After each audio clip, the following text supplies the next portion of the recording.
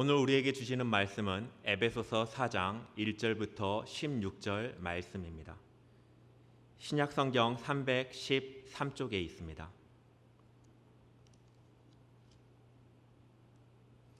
제가 대독하여 드리겠습니다. 그러므로 주 안에서 갇힌 내가 너희를 권하노니 너희가 부르심을 받은 일에 합당하게 행하여 모든 겸손과 온유로 하고 오래 참음으로 사랑 가운데서 서로 용납하고 평안에 매는 줄로 성령이 하나 되게 하신 것을 힘써 지키라. 몸이 하나요 성령도 한 분이시니 이와 같이 너희가 부르심의 한 소망 안에서 부르심을 받았느니라. 주도 한 분이시요 믿음도 하나요 세례도 하나요 하나님도 한 분이시니 곧 만유의 아버지시라. 만유 위에 계시고 만유를 통일하시고 만유 가운데 계시도다. 우리 각 사람에게 그리스도의 선물의 분량대로 은혜를 주셨나니 그러므로 이르기를 그가 위로 올라가실 때에 사로잡혔던 자들을 사로잡으시고 사람들에게 선물을 주셨다 하였도다. 올라가셨다 하였은즉 땅 아래 낮은 곳으로 내리셨던 것이 아니면 무엇이냐. 내리셨던 그가 곧 모든 하늘 위에 오르신 자니 이는 만물을 충만하게 하려 하심이라. 그가 어떤 사람은 사도로 어떤 사람은 선지자로 어떤 사람은 복음 전하는 자로 어떤 사람은 목사와 교사로 삼으셨으니 이는 성도를 온전하게 하여 봉사의 일을 하게 하며 그리스도의 몸을 세우려 하심이라. 우리가 다 하나님의 아들을 믿는 것과 아는 일에 하나가 되어 온전한 사람을 이루어 그리스도의 장성한 분량이 충만한 데까지 이르리니 이는 우리가 이제부터 어린아이가 되지 아니하여 사람의 속임수와 간사한 유혹에 빠져 온갖 교훈의 풍조에 밀려 요동하지 않게 하려 함이라. 오직 사랑 안에서 참된 것을 하여 범사에 그에게까지 자랄지라. 그는 머리니 곧 그리스도라. 그에게서 온 몸이 각 마디를 통하여 도움을 받음으로 연결되고 결합되어 각 지체의 분량대로 역사하여 그 몸을 자라게 하며 사랑 안에서 스스로 세우느니라. 아멘. 기도하겠습니다. 거룩하신 하나님, 주의 말씀을 우리에게 알게 하시고 주의 말씀을 들을 때에 주님의 통치가 우리의 삶에 소중하게 여겨지며 온전하게 이루어지도록 이 밤에 역사하여 주시옵소서. 예수님의 이름으로 기도드립니다. 아멘. 바울은 확신에 찬 음성으로 이야기하고 있습니다. 나는 그리스도 예수의 갇힌 자다라고 하고 있습니다. 오늘 4장 1절에서는 주 안에서 갇힌 내가라고 말씀하고 있으며 또 3장 1절에서는 주 예수 안에 갇힌 자다라고 이야기하고 있습니다. 이런 고백은 성령, 성자, 성부 안에 하나님의 영광을 바라본 사람이 할 수 있는 고백입니다. 여러분은 어디에 갇혀 있다라고 이야기하고 있습니까? 주 안에 사랑하는 여러분은 어디에 갇히고 싶다라고 이야기하고 싶으신가요? 세상은 합리성을 근거로 하여서 여러 가지 세계관들을 제시합니다. 어떤 사람은 이성이 중요하다고 생각하고 어떤 사람은 명분이 중요하다고 생각합니다. 어떤 사람은 여론에 갇힌 자로 살아갑니다. 다른 사람의 시선을 의식하고 그 시선에 갇혀 있는 삶을 눈치 보는 삶을 산다라고 하기도 하죠. 그런 삶을 살아갑니다. 세상적 가치관들, 어떤 면에서 합리성이라고 저는 이 모든 것들을 이야기하곤 하는데요. 세상적 가치관에 매여 있는 사람들은 결코 우리 주 예수 그리스도께 갇힌 자가 될 수 없습니다. 구약에 나타나 있는 이스라엘은 어떠했을까요? 이들은 선민 사상에 갇힌 자였습니다. 바리새인과 서기관들은 어떠했습니까? 이들은 율법에 갇힌 자였습니다. 세상에 갇혀 있던지 어떤 면에 하나님의 언약 안에 있는 것 같아 보이지만 본질적인 것에 갇혀 있지 않을 때 결코 주님께 갇혀 있다라고 이야기할 수 없습니다. 반대로 주님께 갇힌 자가 되지 않고서는 우리는 본질이 아닌 비본질적인 것들에 갇혀 있게 되든지 세상에 갇힌 삶을 살게 됩니다. 요즘 일부 교회와 또 목사님들을 통하여서 교회가 많은 질타를 받고 있습니다. 이럴 때 스스로 자문해 봅니다. 우리 교회가 하나님께 갇힌 자로, 주 예수 그리스도께 갇힌 자로 서 있는지 자문해 봅니다. 한 사람으로서, 한 목회자로서, 그리고 한 성도로서 나는 그리스도 예수께 갇혀 있는 삶을 살고 있는지 스스로 자문해 봅니다. 오늘 이 밤에 이 말씀을 통하여서 우리 모두가 정말로 내가 하나님께 갇힌 자, 주 예수 그리스도께 갇힌 자가 되기를 원합니다라는 이 은혜의 고백을 함께 하게 되는 은혜가 우리 안에 넘치기를 원합니다. 어떤 사람이 주 안에 갇힌 자입니까? 먼저 1절 말씀에서 우리는 부르심을 입은 부름에 합당하게 행하는 사람이라는 사실을 볼 수 있습니다. 1절 말씀입니다. 그러므로 주 안에서 갇힌 내가 너희를 권하노니 너희가 부르심을 받은 일에 합당하게 행하여 라고 하고 있습니다. 주 안에 갇힌 내가 권하노니 부르시는 받은 일에 합당히 행하여. 근데 우리가 가지고 있는 이 개정 성경에는 부르심 받은 일에라고 되어 있지만 우리가 전에 보았던 개역 한글 성경에는 부르심을 받은 부름에 합당하게 행하여라고 되어 있습니다. 원어로 살펴보아도 일에라고 번역하는 것이 잘못된 번역은 아니지만은 부름이라고 하는 것이 조금 더 의미를 이해하는 데 도움이 되지 않을까 이렇게 판단을 해봅니다. 두 가지의 부름이 여기에 나타납니다. 부르심을 받은 것이 있고 그것에 따른 또한 부름이 있습니다. 먼저의 부름은 구원으로의 부르심입니다. 주님께서 우리를 구원으로 부르실 때 우리는 그것에 반응하게 되었습니다. 사망 가운데 있었던 그때에, 생명이 없었던 그때에, 하나님과 원수되었었던 그때에, 죄에 노예되었던 그때에, 해결할 수 있는 능력이 조금도 없었던 그때에 우리를 부르셨다라고 하는 그 부름입니다. 이 첫 번째 부름은 모든 사람을 부르신 것이 아니라 택하신 자들을 부르시는 선택적인 부름입니다.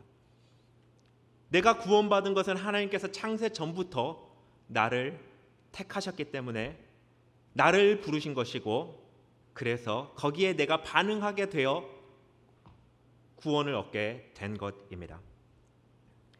하나님은 알파와 오메가이십니다. 하나님께는 이미 알파고 오메가입니다. 그러나 우리에게는 알파가 주어졌고 오메가로 향해야 될 방향성이 있습니다. 구원으로의 부르심이 끝이 아니라 그 부르심 이후에 부름에 합당한 또 다른 부름이 존재하고 있음을 우리가 알 수 있습니다. 어떤 사람이 주 안에 갇힌 자다라고 고백을 합니까? 우리를 구원으로 부르신 그 부름에 응답하여 하나님 나라의 백성이 되며 하나님 나라의 백성의 삶으로 부르신 그 부르심에 응답하는 사람들이 바로 내가 예수 그리스도 안에 갇힌 자다라고 고백할 수 있는 은혜를 누리게 됩니다. 그래서 이 두 번째 부르심은 부르심을 입은 자들을 부르시는 그 부르심입니다. 이 부르심은 선택적인 부르심이 아닙니다. 구원으로의 부르심은 택하신 자들을 부르시는 선택적인 부르심이었습니다. 그런데 하나님 나라의 백성들을 부르실 때에는 모든 성도들을 부르십니다. 어디로 부르십니까? 첫 번째 부르심이 사망에서 생명으로의 부르심이었다라고 한다면 이 두 번째 나타나 있는 부르심은 사망에서의 삶에서 생명에서의 삶으로의 부르심입니다. 생명을 우리에게 주셨던 것이 첫 번째 부르심이었다라고 하면 두 번째 부르심은 생명에 합당한 삶을 사는 부르심입니다. 주 안에 갇힌 자다라는 고백은 예수를 믿습니다라고 고백하는 것으로 끝나지 않는 고백입니다. 예수님께서 내 안에 계시고 그에 합당한, 예수님이 나의 왕이 되시고 나는 그의 백성이고, 주님은 나의 머리가 되시고 나는 그의 몸이고, 주님은 나의 신랑이 되시고 나는 그의 신부인, 그런 고백을 하는 부름입니다. 이 생명의 삶으로의 부름에 대해서 행하다라고 하는 표현으로 설명하고 있습니다. 너희가 부르심을 받은 일에 합당하게 행하여. 이 말은 원어로 페리파테오라고 하는 이 단어가 사용이 되는데, 두 가지 단어의 합성어입니다. 먼저 페리라고 하는 말이 있고 뒤에 파테오라고 하는 단어가 있습니다. 페리라고 하는 단어는 영어로는 around라고 하는 단어이기도 합니다. 주변을 말합니다.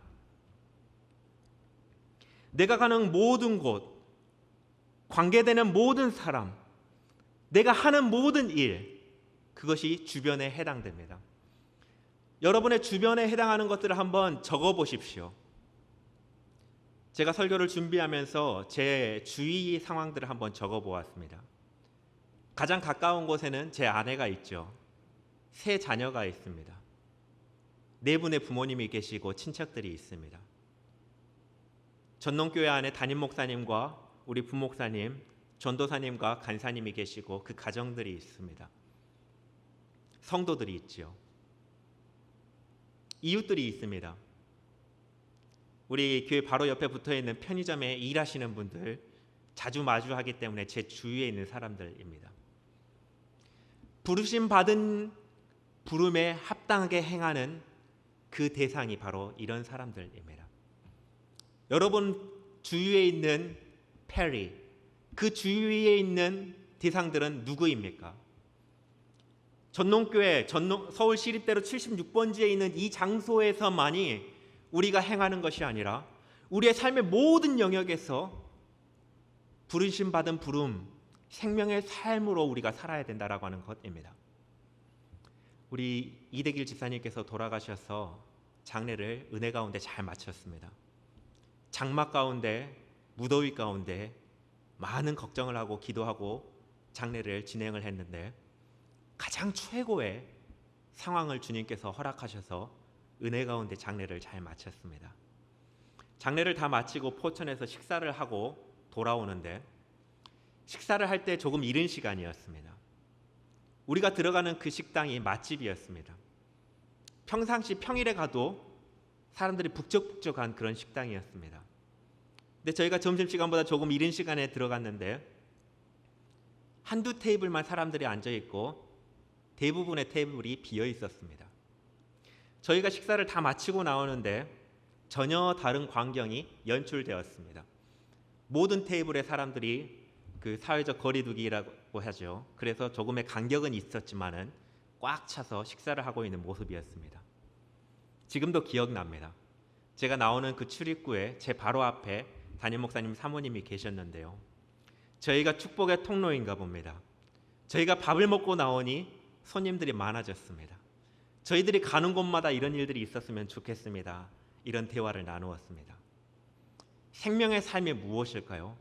우리가 가는 그 모든 곳에서 행하는 것, 그 장소와 대상, 그곳에서 사는 삶이 바로 부르심을 부른 입은 부름에 합당한 생명의 삶입니다. 페리파테오의 뒤에 나오는 파테오라고 하는 단어는 걷다, 뛰다, 아니면 인생을 살다라고 하는 단어입니다. 그런데 여기 하나의 재미있는 행동의 묘사가 있습니다. 걷다와 뛰다는 땅을 딛는 동작이 여기에 포함이 됩니다. 저는 이것을 우리의 말로 이렇게 번역하고 싶습니다. 의역입니다. 뜻을 담기 위한 번역입니다. 성경을 이렇게 번역해야 된다라고 제가 주장하는 것은 아니고 의역이니 그렇게 들어주시면 좋겠습니다. 다지다라고 하는 표현입니다. 내 주위의 모든 영역을 다지는 것입니다. 부르심을 받은 부름에 합당하게 내 주위의 모든 삶의 영역을 다져내는 것입니다. 교회에서의 삶이 일부일 것이고, 가정에서의 삶이 일부일 것이고, 회사와 학교에서의 삶이 일부일 것이고, 지인들과 만나는 그곳에서의 삶이 일부일 것이고, 동호회 사람들과 만나서 취미생활하고 있는 그곳이 일부일 것이고, 그리고 혼자 있는 그곳에서의 삶이 일부일 것입니다. 모든 영역을 부르심 받은 그 부름에 합당한 것으로 다져내는 것, 이것이 바로 생명의 삶이고, 그런 사람이 하는 고백이 나는 그리스도 예수 안에 갇힌 자다라고 하는 고백입니다. 길거리를 지나다니다 보면은 그 보도블록 공사하는 것을 보신 적이 있을 겁니다. 기존에 있던 그 블록들을 다 걷어낸 다음에 작은 포크레인이 와서 다 뒤집어냅니다. 좋은 흙을 가져다가 깔아놓고 어떻게 하죠? 바로 블록을 까나요? 당당당당당당 하면서 땅을 다집니다. 그 모래 흙들을 잘 다져놓지 않으면 비가 오거나 무거운 무게들이 한쪽에 쏠리면 그 보도가 울퉁불퉁해져 버립니다. 그러나 일하시는 분들이 구석구석 곳곳을 편만하게 잘 다져놓으면 그 위에 보도블록을 딱 깔고 혹은 대리석을 딱 깔아놓으면 얼마나 오랜 시간이 지나도 견고하게 그 길이 유지되는지 모르겠습니다. 우리는 너무나 익숙하게 세상의 가치관에 놓여 있습니다. 노출되어 있습니다. 어린아이들에게는 말하지 않아도 때에 따라 거짓말을 배우고 이기적인 삶의 방식들을 학습해 나갑니다. 우리는 전에 죄인이었었습니다. 아직도 우리에게 익숙한 방법은 어쩌면 하나님이 기뻐하시기보다 하나님이 떠나라고 한 그 방법일지 모르겠습니다. 오늘 우리가 이 말씀에 도전받기를 원합니다. 나는 예수 그리스도께 갇힌 자다라는 고백이 우리 안에 나왔으면 좋겠습니다. 내 삶의 모든 영역을 부르심에 합당한 그 부름으로 다져가며 하나님의 말씀에 순종함으로 내 삶을 하나님 나라의 백성다운 삶으로 편만하게 다져가게 되는 은혜가 우리 모두에게 넘쳐나기를 주님의 이름으로 축원합니다. 이런 부르심을 받은 부름에 합당한 삶에 반드시 나타나는 것들이 있습니다. 2절에 소개되고 있습니다. 모든 겸손과 온유로 하고라고 말씀하고 있습니다. 우리는 겸손과 온유라는 품성에 대해서 품성 교육, 그리고 품성 훈련, 그리고 품성 운동들을 통해서 많이 접했습니다.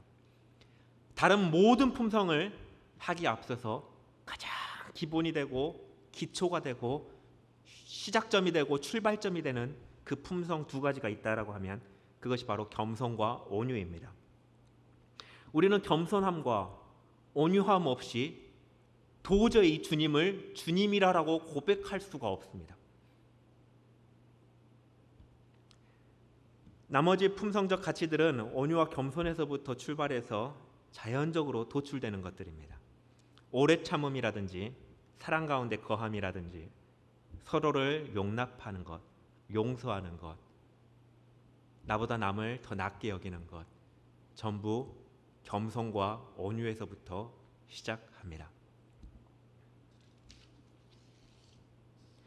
하나님께서 우리에게 주시는 모든 율법, 그것을 예수 그리스도께서는 두 가지로 요약해 주셨고 우리는 그것을 세 계명으로 알고 있습니다. 하나님을 사랑하라. 내 몸과 같이 내 이웃을 사랑하라. 이것은 겸손과 온유함이 없이는 결코 할 수 없는 것입니다. 우리의 삶의 모든 영역을 어떻게 우리가 다져낼 수 있겠습니까? 하나님 앞에 겸손하고 온유한 태도를 가지고 나아갈 때 우리의 삶의 모든 영역에 주님의 주권적인 통치를 받아들이고 주권적인 통치를 받아들이기 위해 나머지가 수용되고 협력해가는 그런 은혜를 우리는 경험하게 될 것입니다. 부르심을 받은 부름은 결국 하나님 앞에 온유함과 겸손함으로 나아가며 나의 삶의 모든 영역을 하나님 나라의 백성의 삶에 합당한 모습으로 다지는 것을 이야기합니다.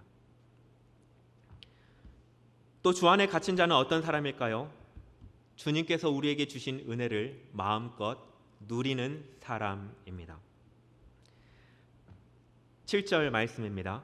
우리 각 사람에게 그리스도의 선물의 분량대로 은혜를 주셨나니 라고 말씀하고 있습니다. 누가 우리에게 은혜를 주셨습니까?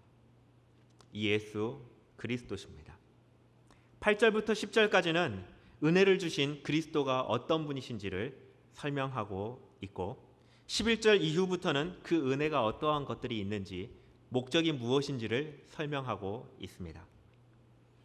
먼저 8절에서 9절의 말씀에 나타나 있는 그리스도 어떤 분이신지 한번 살펴봅시다. 우리에게 은혜를 주시되 각 사람에 따라 분량대로 선물로 은혜를 주십니다. 누가 주십니까? 그리스도께서 주십니다. 그러면서 8절에 바울은 시편 말씀을 인용하여 기록하고 있습니다. 그가 위로 올라가실 때에 사로잡혔던 자들을 사로잡으시고 사람들에게 선물을 주셨다 하였도다 라고 인용하고 있습니다. 근데 어떤 사람은 이렇게 이야기합니다. 시편의 말씀과 좀 내용이 다릅니다.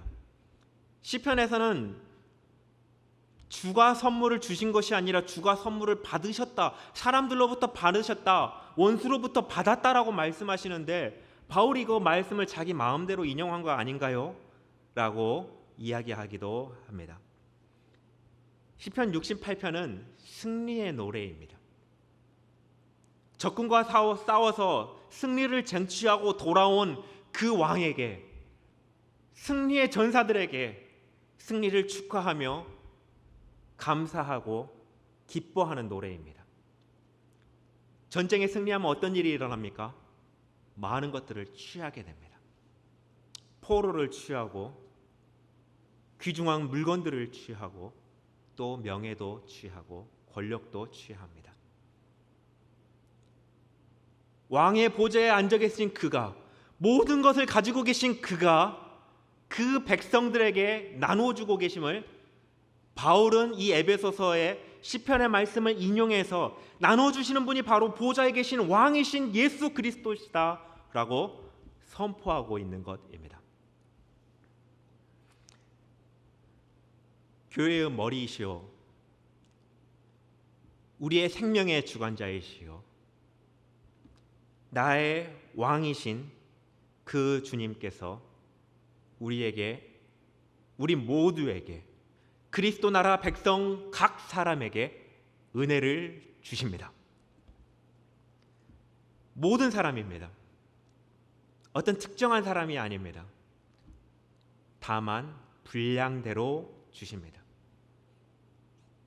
어떤 사람에게는 이렇게, 어떤 사람에게는 이렇게. 부부 안에 이런 것들을 많이 경험하게 되지 않습니까? 똑같은 사람 두 사람이 만나서 가정을 이루는 것보다 전혀 다른 타입의 두 남자와 여자가 만나서 가정을 이룰 때 그 안에 협력하여 선을 이루고 하나 되는 그 아름다운 모습들을 많이 경험하곤 합니다. 제가 예전에 하와이에서 이렇게 선교 훈련을 3개월간 받고 또 선교를 2달 동안 다녀왔던 적이 있습니다. 그 5달 기간 동안에 저희 룸메이트였고 저의 짝꿍이었고 또 선교지도 같은 곳으로 갔던 친구가 한 명이 있습니다. 저와 같은 해 태어났고 키도 저랑 비슷합니다. 피부는 제가 좀 거무잡잡하고 좀 이렇게 예쁘장하지 않지만 그 친구는 더 하얗고 더 잘생긴 친구였습니다. 근데 성격이 너무나 비슷합니다. 비슷한 정도가 아니라 똑같습니다. 저도 다른 사람의 부족한 거나 아니면 필요를 채우는 그런 센스가 있는데요. 둘러보다가 저 사람에게 이게 필요하겠다 싶으면 이렇게 준비해서 섬겨줍니다. 근데 항상 이 친구와 부딪힙니다. 똑같이 생각하거든요. 제가 물이 필요한 사람한테 물을 갖다 주려고 하는 그 순간에 이 친구도 물을 가지고 와서 너도 이런 적이 한두 번이 아닙니다. 우리는 한 번도 다툰 적은 없습니다. 근데 어색하더라고요. 하나님께서 각각 분량대로 은혜를 주셨다라고 하는 것은 하나님의 신묘막측한 그 나라를 온전케 하시는 비밀입니다. 모든 사람이 똑 부러지면 어떻게 될까요? 모든 사람이 우유부단하면 어떻게 될까요? 모든 사람이 버럭버럭하면 어떻게 될까요? 모든 사람이 좋은 게 좋은 거야 라고만 이야기한다라면 어떻게 될까요? 모든 사람이 우리에게 이런 것들이 필요합니다라고만 이야기하면 어떻게 될까요? 모든 사람이 아껴야 됩니다라고만 이야기하면 어떻게 될까요? 영적으로도 그렇습니다. 모든 사람이 봉사만 해야 됩니다. 전도만 해야 됩니다. 성경 말씀만 배워야 됩니다. 기도만 해야 됩니다라고 하면 어떻게 될까요? 하나님께서 왕 되신 주께서 각각의 필요대로 은혜를 주셨다라고 말씀하고 있습니다. 그것의 분량대로입니다. 분량대로라고 하는 것은 동일한 것이 아니라 다른 것들도 포함이 되지요. 근데 목적이 같습니다. 하나님께서 이스라엘 백성을 왜 부르셨습니까? 왜 출애굽시키셨습니까? 시내산에서 율법을 주시기 전에 하나님이 그 백성을 구원하신 목적을 분명하게 말씀하여 주십니다. 자기 백성 삼으시기 위해, 제사장 나라 되게 하기 위해서입니다. 율법을 주신 이유가 있습니다. 그리스도의 나라의 백성의 삶을 살게 하신 이유도 있습니다. 그리스도의 나라를 이루신 이유가 있습니다. 각 사람의 분량대로 은혜를 주시지만 그 모습은 다르고 정도는 다르지만 동일한 목적을 향하여서 그 나라를 이루시게 하기 위해서 주셨다라고 하고 있습니다. 직분에 대해서 우리가 임직식이라든지 이런 것들을 할 때에 이 말씀을 많이 접합니다. 어떤 사람은 사도로, 어떤 사람은 선지자로, 어떤 사람은 복음 전하는 자로, 어떤 사람은 목사와 교사로 삼으셨으니 라고 하며 목사와 장로 아니면 집사, 교사를 이렇게 세울 때 이 말씀을 많이 다루고 합니다. 오늘은 조금 다른 측면에서 이 말씀을 살펴보려고 합니다. 직분의 차원에서가 아니라 하나님께서 그 나라 백성을 부르시고 생명의 삶 가운데로 인도하시고 각 사람에게 은혜를 주셔서 각 사람으로 생명의 삶을 살도록 인도하시는데 그 목적이 무엇인지 함께 살펴보겠습니다. 12절부터 13절 말씀입니다. 성도를 온전하게 하여 봉사의 일을 하게 하며 그리스도의 몸을 세우려 하심이라. 우리가 다 하나님의 아들을 믿는 것과 아는 일에 하나가 되어 온전한 사람을 이루어 그리스도의 장성한 분량이 충만한 데까지 이르리니. 그 목적은 그리스도 나라를 이루어가는 것입니다. 그 몸을 세우는 것입니다. 그리스도의 통치를 받는 삶을 인하여서 그리스도 나라를 세우는 것입니다. 그런 교회가 되도록 성령께서 교회를 인도하십니다. 그런 그리스도인이 되도록 성령께서 각 사람을 인도하십니다. 그 성령의 인도함을 받음으로 주의 일을 행하게 되고 그 몸을 세우게 된다라고 하는 것입니다. 가시적으로 그 몸을 세운다라고 할 때 우리는 교회를 생각합니다. 4절 말씀에도 나타나죠. 몸이 하나요. 그리스도가 머리 되시고 그 몸된 교회가 하나라고 말씀하십니다. 몸은 가시적으로 교회를 나타내는 것이 맞습니다. 또한 몸은 그리스도 나라를 총칭해서 말하기도 합니다. 전농교회를 그리스도 나라로 세워가는 일에 우리 각 사람에게 주시는 은혜를 사용하여 우리가 하나 돼서 힘을 써야 되겠지요. 또한 그리스도의 나라가 어디에 있습니까? 우리의 각 삶의 영역에 있습니다. 우리의 주의 모든 영역을 그렇게 우리가 다져내야 된다라고 하는 것입니다. 어떻게요? 성령을 의지함으로요. 에베소서 1장 초반부에 하나님께서 신령한 은혜를 주시는데 어떻게 주시는가 그것을 설명할 때에 성부께서 행하신 일을 말씀합니다. 그리고 성자께서 행하신 일을 말씀하고 성령께서 어떤 일을 행하셨는지를 말씀합니다. 1장부터 3장 이 초반부에는 하나님께서 무슨 일을 행하셨는가를 말씀을 하고 4장부터 6장의 말씀 가운데는 그럼 우리는 이 말씀에 따라 어떻게 행해야 되는지를 말씀하는데 이 초반부에 하나님께서 성부와 성자와 성령께서 행하신 일들을 통하여서 어떻게 우리에게 일하셨는가를 설명을 하면서 우리로 하여금 성령을 의지해서 성자 안으로 그리스도 예수 안으로 성부의 영광 가운데로 나아가는 그 방향성을 말씀해 주고 있습니다. 오늘 깊이 살펴보지는 않았지만 4절, 5절, 6절 말씀에 그러한 원리들이 조금 나타나 있습니다.